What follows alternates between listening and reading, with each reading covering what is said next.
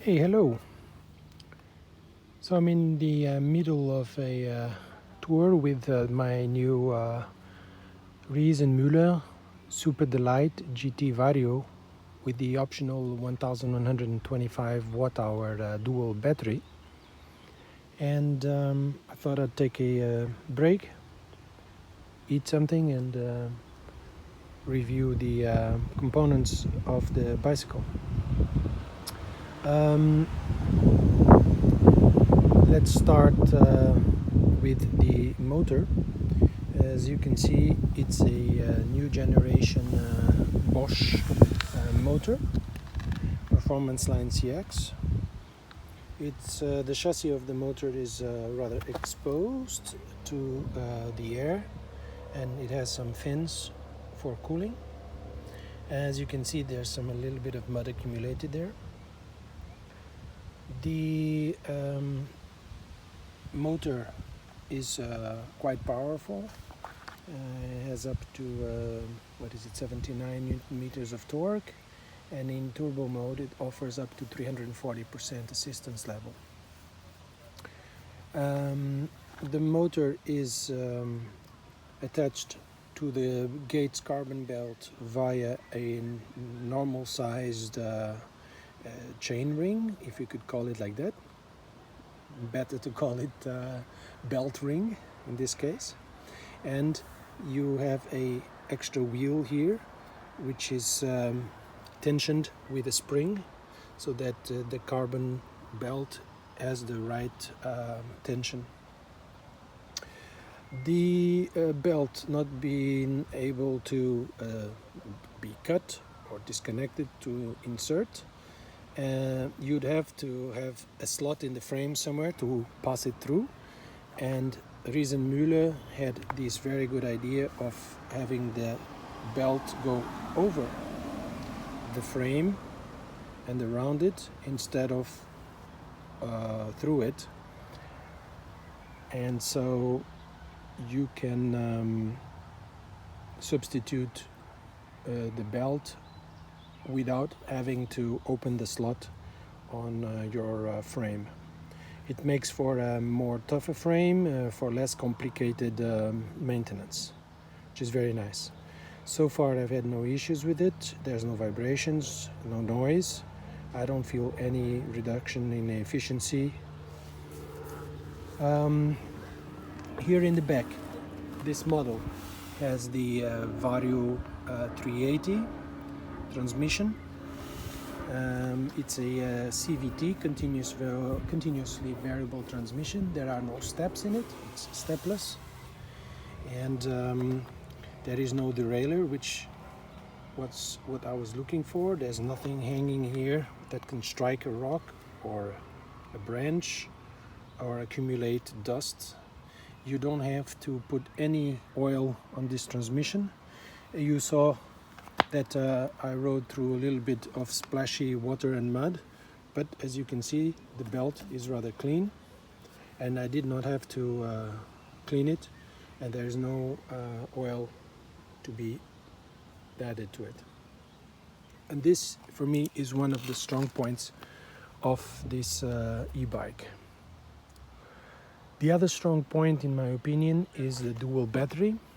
So you have one 500 watt-hour battery here on the top tube, and on the down tube you have a 625 watt-hour battery. Both are Bosch power tubes, and they offer a very large range. The two batteries together weigh 7 kilos, for information, with this rubber covers on. You have one key that you can use to remove both batteries and to lock the bike. So it's a numbered key, and you use them for those three purposes. Other strong points of this bicycle are the dual suspension. I went with the SR Contour standard 100mm suspension that comes with a GT line. and I did not take the optional Fox suspension for 600 euros because I really wanted to test this suspension, and I am very pleased with it. You can pump air in here. It is delivered with a pump that allows you to set the sag exactly to your weight specifications. Then it has two other adjustments. Here is rebound, here is compression. The compression is only completely locked or completely open, but the rebound you can set in way or the other so that you have more or less a rebound speed. Initially I pumped some air, set the sag correctly. There's a ring here that you slide, and then there you go, and then you sit on the bike without bumping down, and you see how far this ring moves, and if it moves too far you add some more pressure. If it doesn't move far enough, then you remove some pressure. Initially also I had a little bit of pedal bobbing, so every time I pressed on the pedal the suspension would compress and rebound in the frequency with my pedaling. And to remove that effect I just had to turn this into slow few clicks so that the frequency of pedaling does not match the speed of rebound, and then one eliminates the other. Overall, this suspension is very, how can I say, it's fit for this bike. It's firm without being stiff. It gives you a good control when you're braking, good control in the turns. It softens the road so you don't have all those vibrations transmitted to your body. And I can say the same about the fork, which is also from the same brand, SR Sontour Ion, 100 millimeters. And you can also set the sag by adding some air on the left side of the fork, and then here you have the compression settings. This one is also, it has a few steps, so let's say this is fully locked, and then 1, 2, 3, 4, 5, 4 for fully closed. And below here you have a knob that you would use to set the rebound. I didn't touch that one because I thought it was rather nice the way it was set up. And we did check the pressure and it was okay. We set the sag using the ring, and it works fine. The other strong point of this bike is that the rack is attached to the frame and therefore is suspended as the rider is. Usually the racks are attached directly to the wheel, so every vibration of the road are transmitted to your bags and the things you're carrying. In this case it's not. So what's inside the bag is as much suspended as you are, which is nice. As you can see, I've chosen a bag that you clip on. The rack itself has another kind of system where you have two attachment points and you slide the bag in and then it clips. I forget the name now. I did not go with that system because it was too far forward and then it would bump onto the seat and I would be sitting on it. And to avoid that, I went with a click fix system that you can then set as you want on your rack. So the bike comes with lights. As soon as you turn on the bike, those LED lights turn on. Same for the forward light. You have a very nicely integrated button here to set the high beams and the low beams, and at night I was able to admire that this button here has a backlight and it shines blue. It's very nice.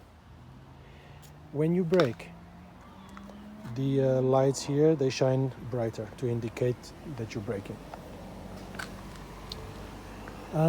There's a reflector here attached to the mudguard. The mudguard, I'm not sure what kind of material it is. It looks like plastic. Maybe it's a very light metal. They do their job. They get out of the way. They keep the water out of your frame and equipment and body, and almost keep all the water away. They are not long enough. I mean, there's a limit to how much any mudguard can protect. As you can see, there some of it has splashed because I went through some puddles. The bike is delivered with two fabric bottles that are attached to these points here. This is the optional forward rack, but if you don't have it, these attached to it points are just connected to the frame. And if you remove this, you can, there's a few screws that are delivered with the bike, and then you can just reattach it, which is nice. There you go. Yeah. One other thing is that this bike, I ordered it specifically with a smartphone hub, so that I can use my telephone as the head unit. It also works without it. You can switch it on by pressing the button here on the side, and then the screen will tell you to press plus here to activate the bike, and you can ride it and have some of the basic information.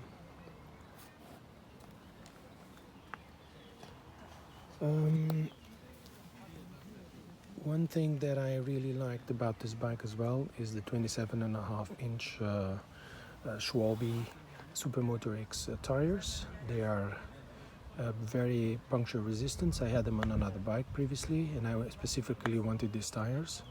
They have very low roll friction, and they really have good support, and they are quite wide, so you don't go into soft sand. They keep you very well supported. So this bike comes standard with a Selle Royale saddle made with gel, and it's quite wide, wider than a normal, let's say, sports bike, which I'm used to. It's supposed to be more comfortable, but in my opinion, it lacks a little bit of soft surfaces in this location, and the fact that it's wide makes me feel like I'm sitting on a wooden stool with my butt cheeks on the stool and the legs hanging out. It's a bit strange. The grips are very wide and very comfortable. They give you a good surface to place your hands and make sure that your hands don't go numb by not pressing so much on the ulnar nerve, and they do their job quite efficiently, I must say.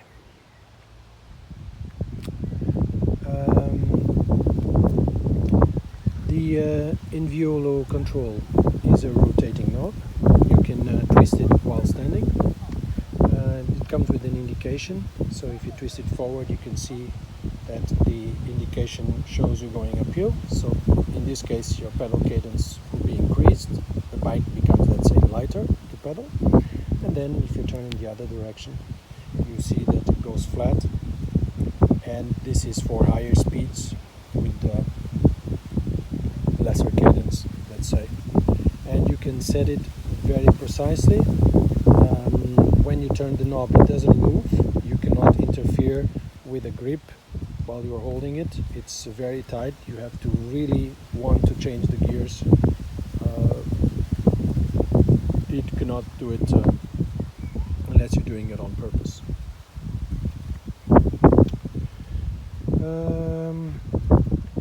The only thing that so far I have changed on this bike is I have substituted the plastic pedals that were delivered with the bicycle, with metal pedals from Shimano that have dual surfaces, so flat on one side and clips on the other. So I can choose to use city shoes or normal sport shoes on this surface, or clipless shoes like I'm using today for longer rides.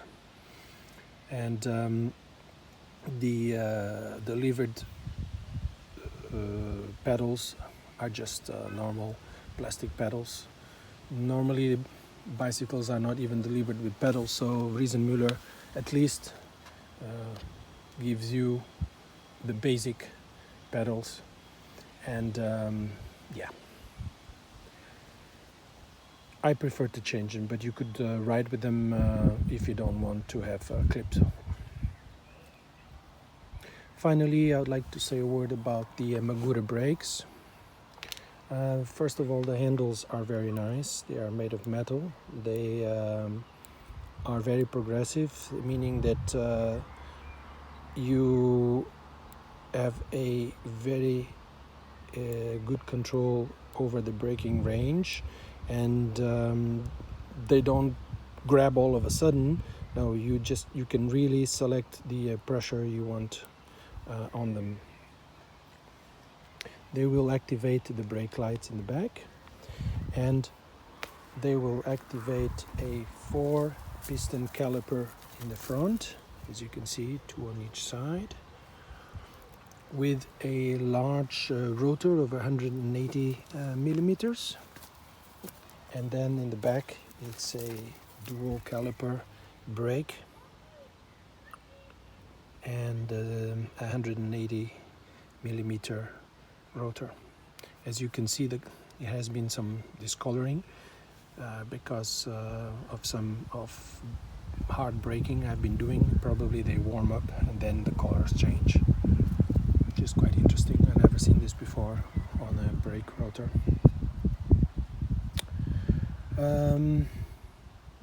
Being on this side, I would point out that there's a charging port here for using it. Very well protected, and if you use it, it will charge the 2 batteries. And it is delivered also with a 6 ampere charger, which is 2 amperes more than the normal Bosch chargers that come with other bikes. It's useful to have that kind of amperage, because you are charging 2 batteries up to 1125, so you can charge a few more watt hours faster. Here in the back you have a kickstand from Pletcher, and yeah, it's attached to the frame with 2 screws. When you pass through some rough terrain, it does vibrate, makes a little bit of noise, but it's not too much, and it's a low thud noise. I would like to say a few words about field repairs in case you have a puncture in the back tire while you're riding. I was advised not to do any roadside repairs on this bike, because you'd have a lot of things to remove. First of all, you need to detach the Inviolo cables, and you'd have to somehow remove the carbon belt without bending it. Unscrew these screws here in the back, and then drop the wheel, do the repair, and put everything back. At the same time, you have to remove some of the tension here, and this has a, as you can see here, a spring, so you probably have to find a way of removing the spring temporarily or offloading it. And so they told me that if you have the right equipment in the shop, with the right knowledge, you can do it in half an hour. And they would advise me not to do it by the roadside. So for that reason, they proposed a spray for roadside repairs. It's a canister with some air and liquid, and you would spray, rotate the wheel, and hope that that will block the hole. Then you can continue a ride and have a repair done by a professional later on. For the forward tire, field repairs are possible, but you have to be careful on how you remove the wheel. First of all, you have to open the lever on that side, and then you have to rotate this knob a quarter of a turn until this device here goes flat, and then you can pull the screw through. If you force this part, you break it, your day is done. So be very careful of that. Ask your mechanic when you buy the bike to advise you how to use it, and if you don't feel sure that you can use it without breaking it, then don't do it. Use the spray in the canister for the forward bike wheel as well. I have in any case purchased a tube which I carry with me, so I have a spare tube here in the back. Oops, it's in there, and I will try a field repair of the forward wheel in case I have a flat tire, but for sure I will not try the same repair on the aft wheel. I am confident that these tires are quite resistant, quite puncture resistant, and I'm not very worried to have flats. But if I do, I will use the spray, and I will try to remove the forward tire in case I have a flat on the forward tire, and replace the tube. Voila! Alright, so I guess that quite covers everything I wanted to say about this bike for the moment. We'll be talking a little bit more about some of the other details as I keep riding the bike. Now I'm gonna grab something to eat. Cheerio.